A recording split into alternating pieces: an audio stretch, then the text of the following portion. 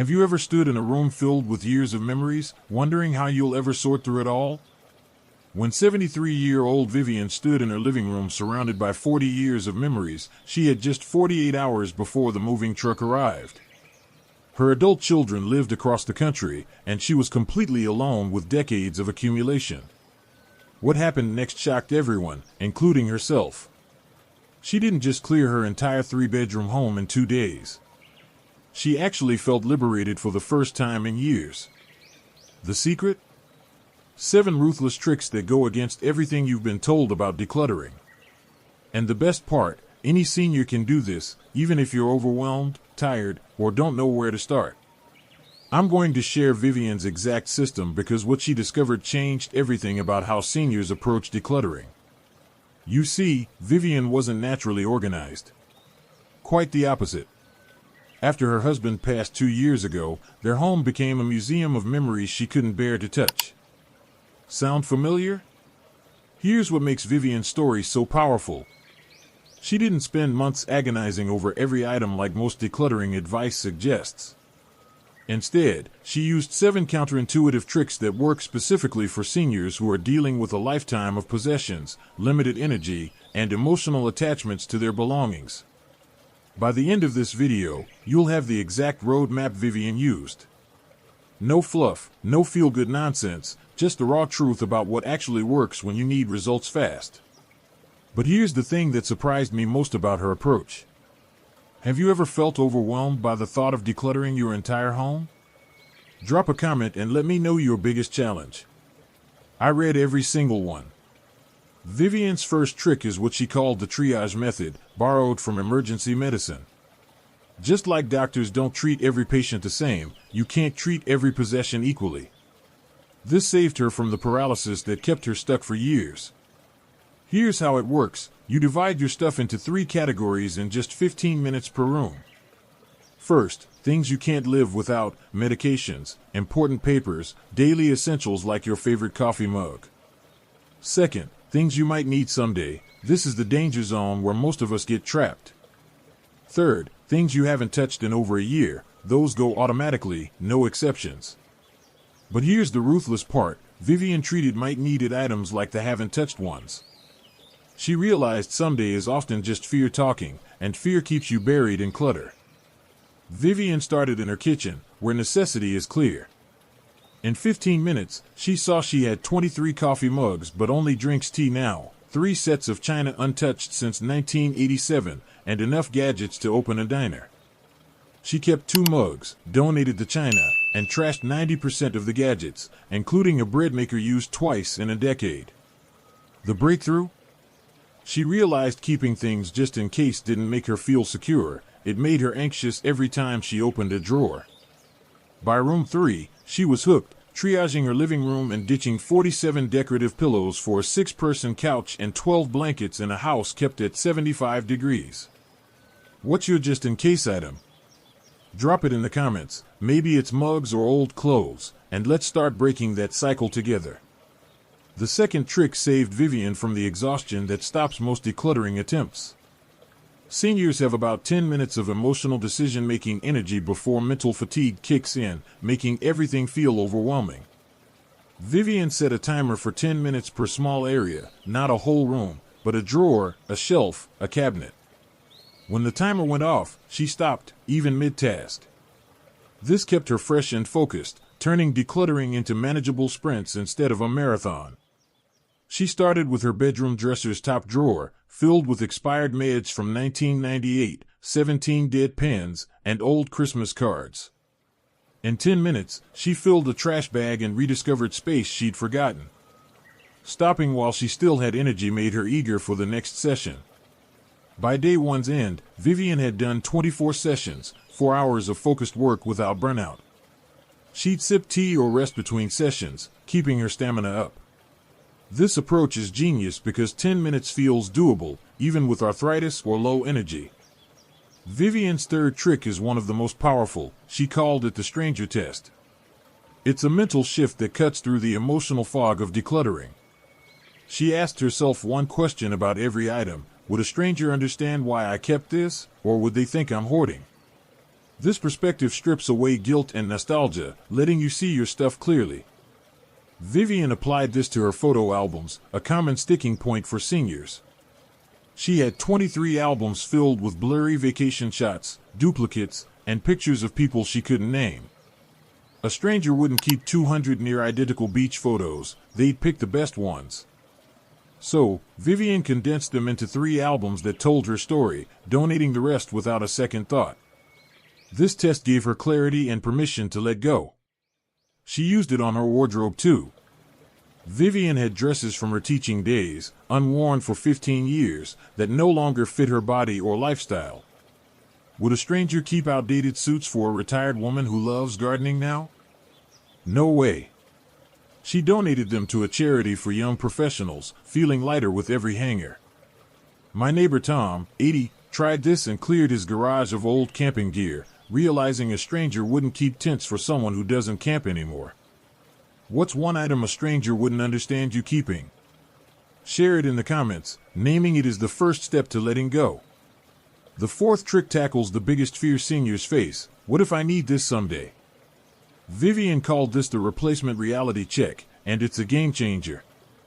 For every item she hesitated over, she asked 3 questions. Can I get another one if I need it?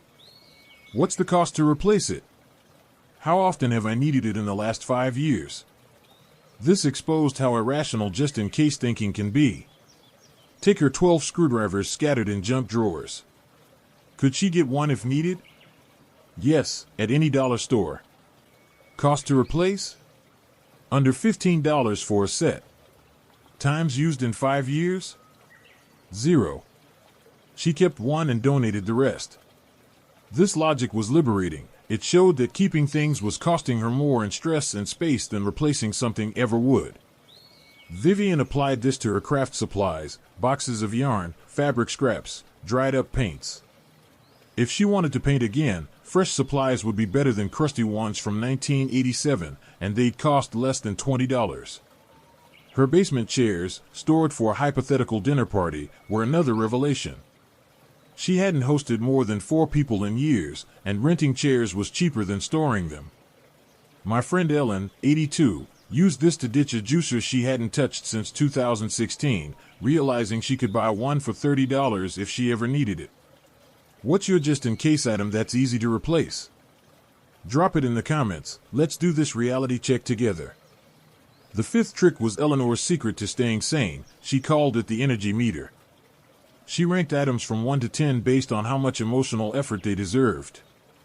Level 1S went straight to donation or trash, no fuss. Level 10S were cherished and kept with care. Everything else got quick calls based on real value. Her record collection was a great example. Old pop albums she'd never play again? A 1, donated fast. Her husband's jazz records? A 3, offered to her son. Her mother's favorite hymn record? A 10, cleaned and displayed on a shelf. This saved her from draining debates over things that didn't matter. Her desk drawers were another win. Eleanor had 50 pens, most dry, old receipts, and random keys. Most rated 1 to 3, tossed in minutes. A few keepsakes, like her wedding invitation, rated 8, stored safely. This cleared her desk in 30 minutes, not days. My friend Arthur, 81, used this to sort his toolbox, keeping only essentials and ditching duplicates that stressed him out. What's sapping your energy at home? Share it in the comments. You'll likely spot a 1 to let go. If you're excited for more, drop a 2 to keep going. We've got 2 final tricks that made Eleanor's journey unforgettable, so let's stay in this together. Eleanor's 6th trick is a shift that changed how she saw her possessions. She called it the next chapter test. Instead of holding onto items tied to her past, she asked, does this fit the person I want to be? This perspective is freeing because it's about your future, not old roles or expectations. Eleanor had been a librarian for 35 years, and her study was filled with professional journals and reference books, symbols of her career. But her next chapter involved volunteering at a local theater and learning to knit. Those books didn't serve her new goals, they were weights holding her back. She donated them to a community college, imagining students using them, and bought a knitting guide that sparked excitement.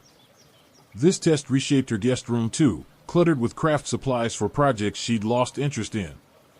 Her next chapter self wanted to host book club meetings, so she cleared the yarn and set up a cozy reading nook with a small table. The hardest part was her husband's fishing gear, rods, lures, his old hat. Keeping it all felt like preserving him, but it stopped her from moving forward. She kept his hat, which she hung by her door, and donated the rest to a youth program, knowing he'd love kids learning to fish. My friend Charlotte, 78, used this test to release her old nursing uniforms, making space for her new hobby of watercolor painting. She said it felt like stepping into a new version of herself. What's one item keeping you in the past? Share it in the comments. Let's dream about your next chapter. The seventh trick is what locked in Eleanor's success: farewell rituals. Letting go of decades of belongings can feel like loss, but Eleanor made it a celebration of gratitude. For each major category, she created a small ceremony to honor the item's role in her life before parting ways. This isn't sentimental fluff, it's closure that prevents regret. For her professional books, she held a career tribute, flipping through a favorite journal and recalling her proudest moments, like helping a shy student find her voice. She blessed the books to inspire new scholars and donated them, feeling fulfilled. Her craft supplies got a ritual too. She thanked each skein of yarn for past creativity before passing it to a school art program, where kids sent her thank you notes. The most poignant ritual was for her children's school projects: 150 report cards, drawings, and crafts. Keeping them all was overwhelming, but discarding them felt wrong. Eleanor chose 12 pieces that captured their spirits, scanned the rest into a digital album called My Kids' Memories, and held a ritual to thank each item for the happiness it brought, laughing and crying as she remembered their school plays. Her children loved the album, feeling connected without needing storage. Even worn-out items got rituals. She thanked a frayed quilt for cozy nights before recycling it, and her mother's chipped teapot for years of tea before giving it to a neighbor. These moments made every choice final and joyful. Eleanor's journey shows what's possible. In 48 hours, she emptied her home, donated 10 truckloads to those in need, and moved to a new apartment with only what fueled her future. 4 months later, she was leading theater workshops, knitting blankets for charity, and even trying online dating, embracing a life she never expected. These 7 tricks: priority sort, timers, outsider's eye, practicality check, energy meter, next chapter test, and farewell rituals, aren't just about decluttering. They're about crafting a home and life that reflect who you are now. I think of Eleanor's newfound lightness, Susan's clear kitchen, Henry's open shed, Grace's free cabinets, Arthur's tidy tools, Charlotte's art corner, and Walter's calm heart. They started small, and you can too. Here's my challenge: try one trick this week. Sort a shelf, set a 10-minute timer, or hold a ritual for one item. See how it feels and share your experience in the comments. Tell me what you let go. If you know someone drowning in clutter, share this video to spark their journey. Give it a thumbs up and subscribe for more ways to shine after 60. See you next time.